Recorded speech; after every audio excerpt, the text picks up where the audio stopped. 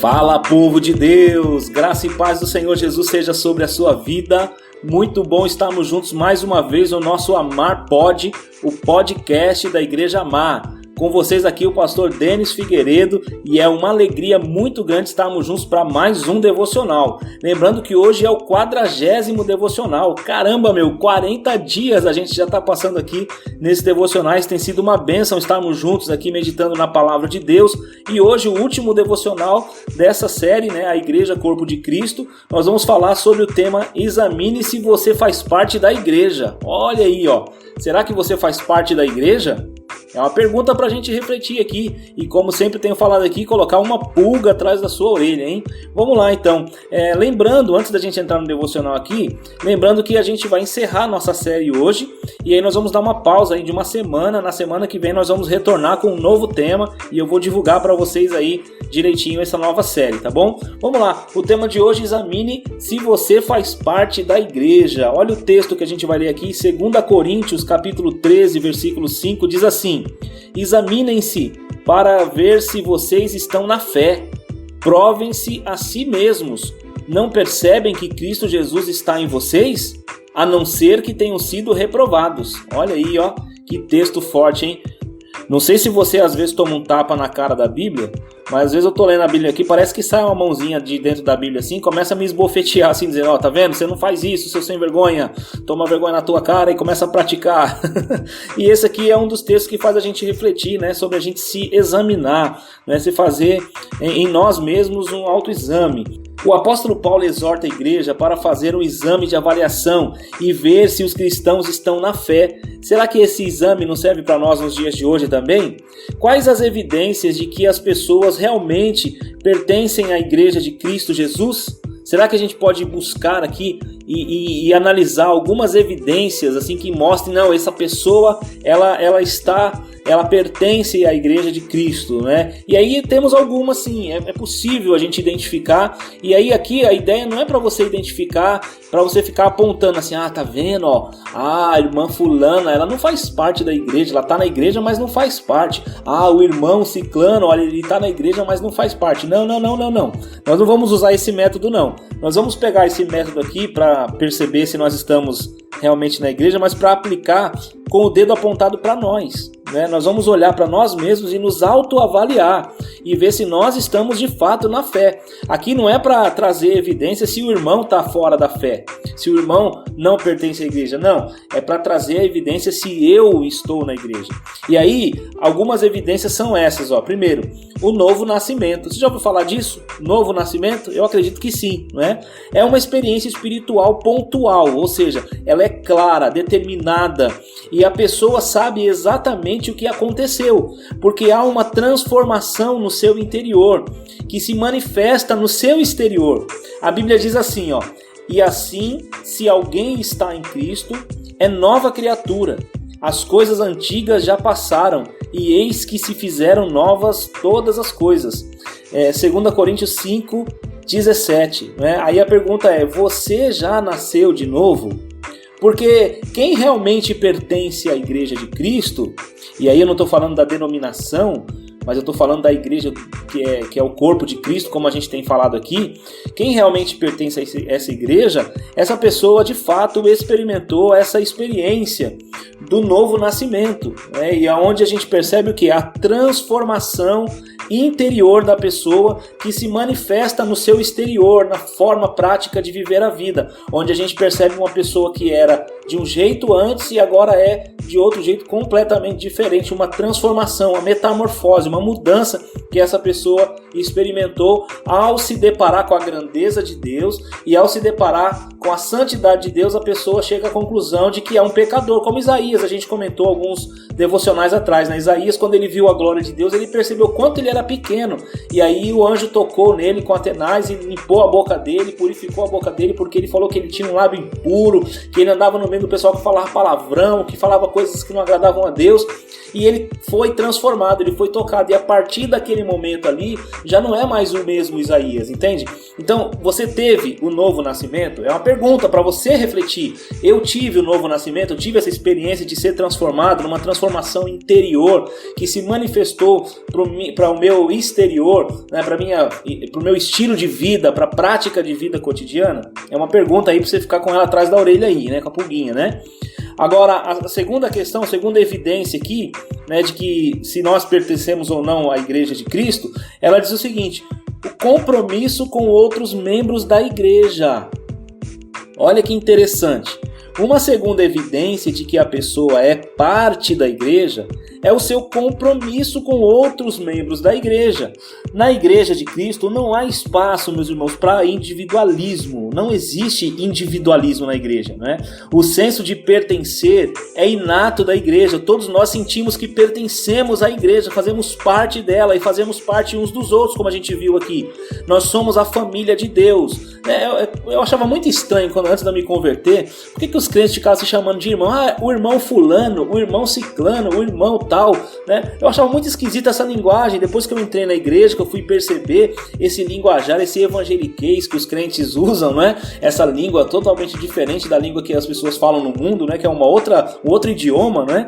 Mas esse idioma faz sentido dentro daquilo que é a proposta bíblica, que é o quê? De que nós somos a família de Deus, nós somos membros uns dos outros, seguimos e obedecemos ao mesmo cabeça que é Cristo. A Bíblia diz o seguinte: assim também nós, conquanto muitos, somos um só corpo em Cristo e membros uns dos outros. Romanos 12, versículo 5. Então aqui o texto fala que nós somos membros uns dos outros, não só do cabeça. Nós não fazemos parte da cabeça apenas, nós fazemos parte dos membros também, porque os membros estão interligados uns aos outros e todos os membros pertencem ao cabeça que é Cristo. Aí a pergunta aqui, para deixar outra pulga atrás da nossa orelha, é o seguinte: qual é o nosso compromisso com a igreja? Qual é o seu compromisso na igreja? Você tem mostrado compromisso com outros membros do corpo de Cristo? Ou você está na sua casa ouvindo sua pregação no YouTube, né? Não tem compromisso nenhum com culto nenhum, não vê membro da igreja nenhum, não vê ninguém e fica vivendo sua vida individual. Se você está nessa condição de aquela pessoa que é conhecido como crente desigrejado, que é o crente, mas está bem, ele está bem na fé, ele está orando, está buscando a Deus, mas não vai na igreja. Então tem alguma coisa errada. Porque a gente vai perceber pelo texto bíblico que nós somos membros uns dos outros e temos que estar continuamente comprometido com a igreja do Senhor, comprometido uns com os outros, com os demais membros do corpo de Cristo. Olha só, hein? É uma coisa para chamar nossa atenção aqui. E se você está sendo chamado a atenção aqui, não é simplesmente porque você, a pessoa saiu da igreja, desviou. Não, gente, não é que a pessoa está desviada. Muita gente não está desviada. Muitas pessoas só não estão indo na igreja. Só que o fato de não estar indo na igreja é um fato que tem uma implicação muito perigosa para a nossa fé. Isso pode ser um sinal de que você não esteja conectado no corpo de Cristo. Então esse diagnóstico tem que ser avaliado, tem que ser feito para que a gente possa chegar à conclusão de que, peraí, tem alguma coisa errada com a minha fé, eu não posso ter uma fé individualizada. Tanto é que Jesus chama os seus discípulos para eles viverem numa comunidade de 12 discípulos ali juntos, comendo juntos, estando juntos, aprendendo juntos, sendo ministrados juntos e seguindo Jesus juntos, na mesma missão, juntos, uns aos outros, uns com os outros, uns pelos outros. É assim que funciona a igreja. A terceira evidência que a gente pode ver aqui é o seguinte: o serviço a Cristo, a igreja e a comunidade. A palavra aqui destacada poderíamos colocar serviço, que é nada mais nada menos do que a gente ministrar, do que a gente servir a outras pessoas, né? Aquele que pertence à igreja de Cristo, se é que nós pertencemos, nós então nos tornamos um servo. Tanto é que Paulo fala assim, nas cartas dele: Paulo, servo de Cristo Jesus, chamado para ser apóstolo. Primeiro ele coloca a condição de servo. Paulo, servo do Senhor Jesus Cristo, chamado para ser apóstolo, porque ele se vê como alguém que está à disposição para servir a igreja do Senhor, servir ao Senhor Jesus, servindo a sua igreja. Agora veja bem, aquele que pertence à igreja de Cristo, ele torna-se um servo. O próprio Senhor Jesus disse: ninguém pode servir a dois senhores, porque ou há de obedecer-se a um e amar ao outro, ou a se devotar a um e desprezar o outro. Não podeis servir a Deus e às riquezas. Olha só, Lucas 16:3. Você está servindo a Deus em sua igreja ou em sua comunidade onde você pertence? Se você não está servindo, não está no exercício pleno do seu ministério, dando alguma coisa dos seus dons, dos seus talentos, ofertando alguma coisa no sentido de trabalho cristão, no sentido de, não de oferta aqui de dinheiro, sabe? Ofertando a sua vida com alguma coisa que você pode fazer, contribuindo para o avanço do reino, na pregação do evangelho e tantas outras coisas que a gente pode estar fazendo para a elevação do reino de Deus. Então aqui nós percebemos o seguinte: nós precisamos estar num contexto da igreja onde nós estamos usando os nossos dons a serviço do reino de Deus. É tão triste, meus irmãos, ver, por exemplo, um músico que tem um talento, que tem um dom e não usa isso para a igreja, não usa isso para a edificação do corpo de Cristo. Às vezes você vê pessoas que estão usando o seu talento, ganhando dinheiro com isso lá fora, não tem nenhum problema nisso, mas só estão fazendo isso. E o talento tão especial, tão maravilhoso que ela tem de tocar e de louvar a Deus, deixou de lado.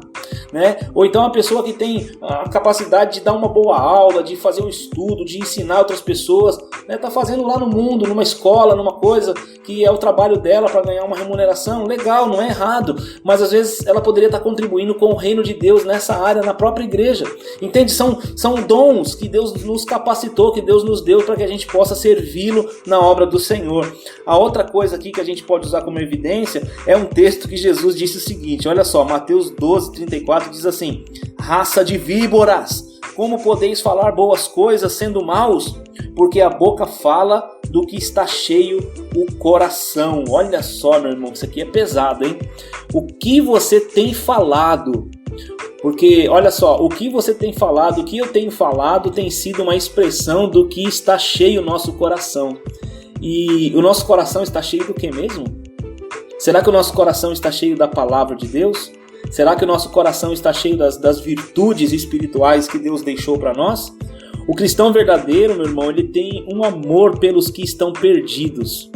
E tem um desejo que eles também conheçam Cristo como Senhor e Salvador. Eu não conheço, irmão, um cristão verdadeiro, convertido, que passou pela experiência do novo nascimento, alguém que faz parte da comunhão da igreja, que está preocupado com os outros membros do corpo de Cristo, alguém que serve a Jesus na obra do Senhor. Nunca vi essa pessoa que serve com todo o coração, ela não se importar com a pessoa que está perdida, Então, essas pessoas estão com o coração cheio do Espírito Santo, porque elas leem a palavra, elas leem porque elas leem a palavra de Deus e querem proclamar a verdade do Evangelho. Você tem evangelizado? Essa é a pergunta aqui. Porque se você tem falado só de outras coisas e não tem evangelizado, a sua boca não é instrumento de Deus para pregar as boas novas, tem alguma coisa errada.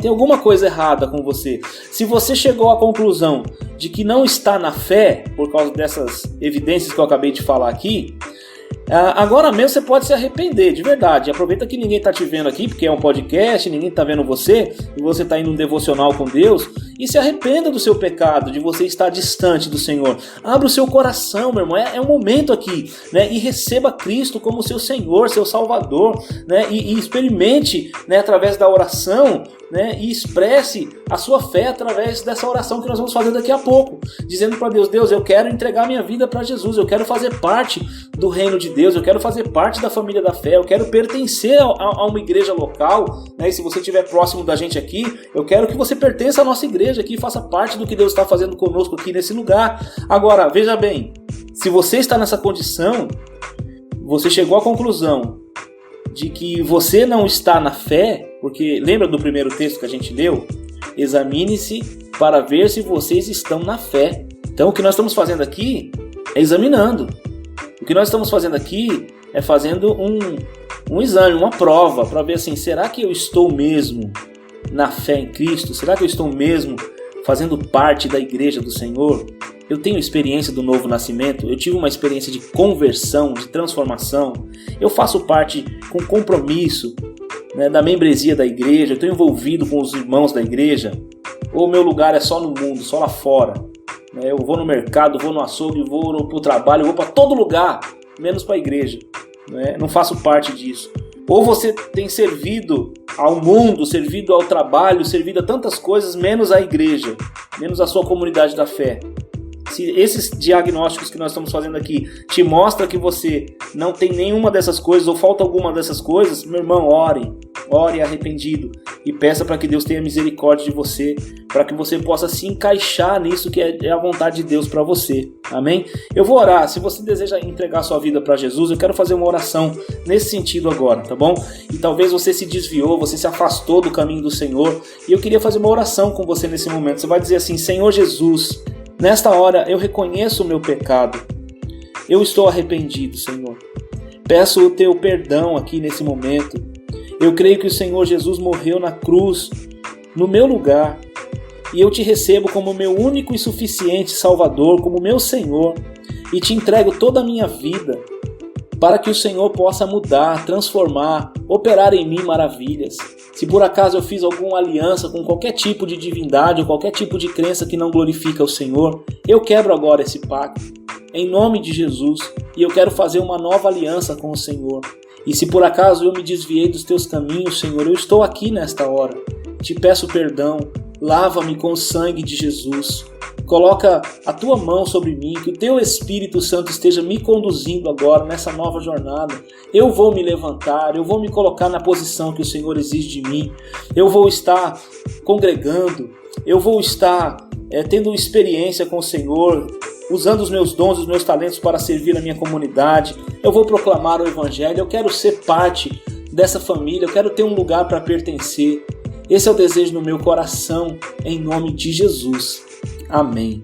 Amém, meu irmão. Se você orou essa oração aí, compartilha aí no comentário e dizendo assim: olha, eu fiz essa oração, louvo a Deus por essa oportunidade que o Senhor me deu, porque não sou eu que está dando essa oportunidade, mas é o Senhor que está te dando essa oportunidade de você retomar, de você buscar se conectar de volta com a igreja do Senhor. Amém? Talvez você foi ferido, você foi machucado por pessoas ou por circunstâncias que aconteceram, mas o Senhor te ama e Ele quer que você esteja presente, Ele quer que você esteja ativo, fervoroso, buscando o Senhor. E isso não vai acontecer se você não der o primeiro passo. Amém? Jesus continua nos amando e se movendo em nossa direção. Hoje eu estava lendo Gênesis 3, quando o homem pecou, e uma coisa que me chamou muita atenção é o seguinte: Deus vai ao encontro dos pecadores. Deus, Ele é santo, é maravilhoso, mas quando Adão e Eva pecam, eles caem da graça de Deus. Eles pecam e eles são condenados pelo pecado deles. Mas no momento que eles estão em pecado, longe de Deus e se escondem, o Senhor vai até a presença deles. O Senhor vai até o encontro deles para questionar, sim, por que vocês erraram? Por que vocês fizeram o que não era para fazer? Mas a correção de Deus é em amor e o perdão de Deus foi estabelecido ali no Éden. E hoje não mudou as coisas. Hoje é muito melhor, porque hoje nós temos Jesus Cristo, que vai fazer em nossas vidas essa conexão, para que a gente possa estar diante de Deus sem que haja nenhuma condenação. Amém? Que Deus te abençoe, meu irmão. Até semana que vem, se Deus quiser, a gente volta com os nossos devocionais a partir de segunda-feira, tá bom? Um grande abraço, meu irmão. Fica na paz do Senhor, em nome de Jesus. Amém.